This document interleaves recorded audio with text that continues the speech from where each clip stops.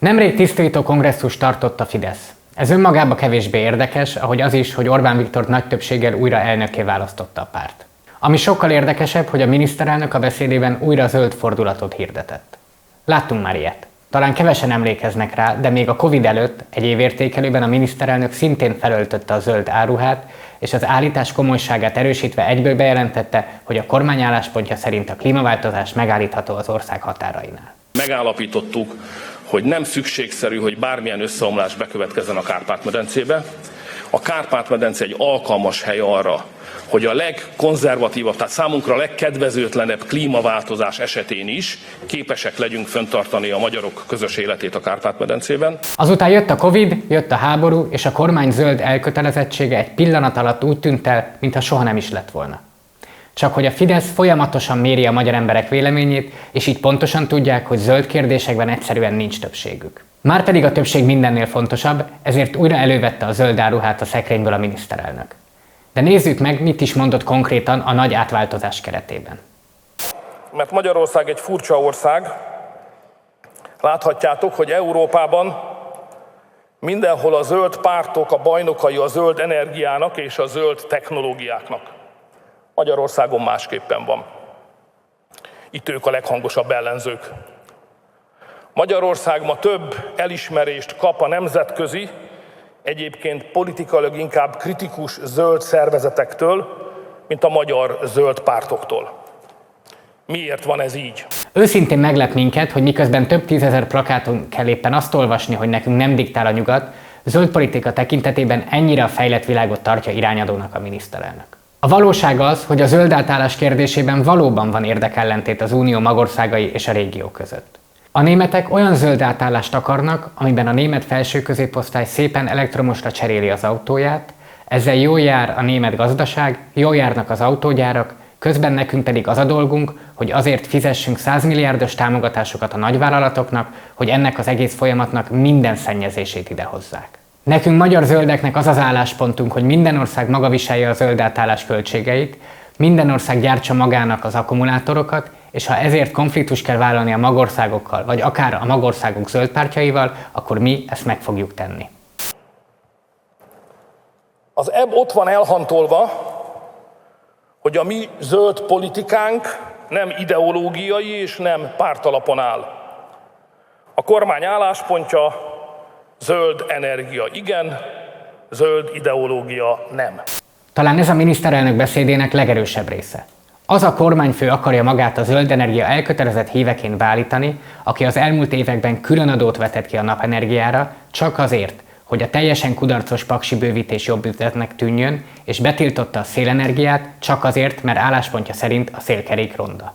Úgy beszél zöld energiáról, hogy az energiaválság közepén gyakorlatilag lenullázta a lakossági napelemprogramot, pusztán azért, mert az elmúlt 10 évben egyszerűen elfelejtették végrehajtani az ehhez szükséges hálózati fejlesztéseket. Úgy beszél zöld energiáról, hogy alig néhány hónapja jelentették be, hogy gázerőműveket terveznek építeni, hogy így szolgálják ki az akkumulátorgyárak energiaigényét. Persze nekünk a nukleáris energia zöld energiának számít, és vagyunk még néhányan így ezzel Európában. 10 év múlva, Paks 2-t befejezve, gazdaságunk 52% nukleáris és 39% megújuló, döntően napenergiát állít majd elő. Két dolgot érdemes tisztázni ezzel kapcsolatban. Az atomenergia nem zöld energia, ez tény, és ebből a szempontból Orbán Viktor véleménye irreleváns. Az atomenergia veszélyes, az elhasznált fűtőelemek hatalmas problémát jelentenek, arról nem is beszélve, hogy lassan nincs elegendő víz a Dunában a hűtéshez. De ez a vita szerencsére egyelőre elméleti, mert az egész paksi bővítés vált a Fidesz kormány legnagyobb déli bábjává. A 2014-ben elfogadott ütemterv szerint több mint egy éve kellett volna átadni az elkészült új blokkokat, ehhez képest még egy kapavágás se történt, mert Oroszország éppen a szomszédja lerohanásával van elfoglalva. Ez a projekt megbukott, csak ez a kormány ezt soha nem fogja beismerni, és ezért az egész országot hozzáláncolják egy vakvágányhoz. Meggyőződésem, hogy a magyar gazdaság jövője most dől el, mert most dől el, hol alakulnak ki Európa zöld ipari központjai. Ha jól csináljuk, egy új világgazdasági korszak technológiai éllovasai lehetünk. 150 éve nem nyílt meg előttünk ilyen lehetőség.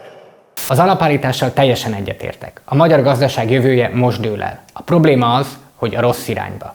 Az akkumulátorgyarmatosítással ugyanis két probléma van. Egyrészt még inkább az autógyártáshoz köti a magyar gazdaságot. Egy olyan iparághoz, ami egyrészt minden válságban először omlik össze, másrészt melynek a legproduktívabb, legsikeresebb évei nem előttünk, hanem mögöttünk vannak. Mert egyszerűen olyan zöld átállás nincs, aminek a végén még magasabb lesz a Volkswagen, a BMW és a Mercedes profitja. Aki ennek az ellenkezőjét állítja, az tényleg semmit nem ért a fenntarthatóságból. Másrészt az akkumulátor gyarmatosítással valójában Magyarország bebetonozza a másodrangú szerepét az európai gazdaságban. Mert ezzel mi azt mondjuk, hogy a mi versenyképességünk abban áll, hogy mi hajlandóak vagyunk felélni a természeti erőforrásainkat. Nálunk nyugodtan lehet szennyezni a környezetet, nálunk a nagyvállalatoknak nem kell részt venni a közterviselésben. És bármikor beáldozzuk a szuverenitásunkat azért, hogy az akkumulátorgyárakban legyen elég energia. Összességében a miniszterelnök beszéde zöld szempontból nagyjából annyira volt hasznos és igaz, mint amikor a Coca-Cola úgy akarja megmenteni a bolygót, hogy a műanyag kupakokat a műanyag palackhoz rögzíti.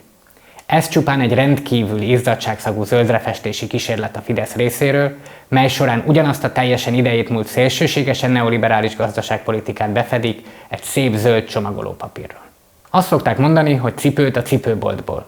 Ez igaz, ahogy az is, hogy zöld politikát pedig zöld pártoknak kell csinálni. A Fidesz pedig a legkevésbé sem az.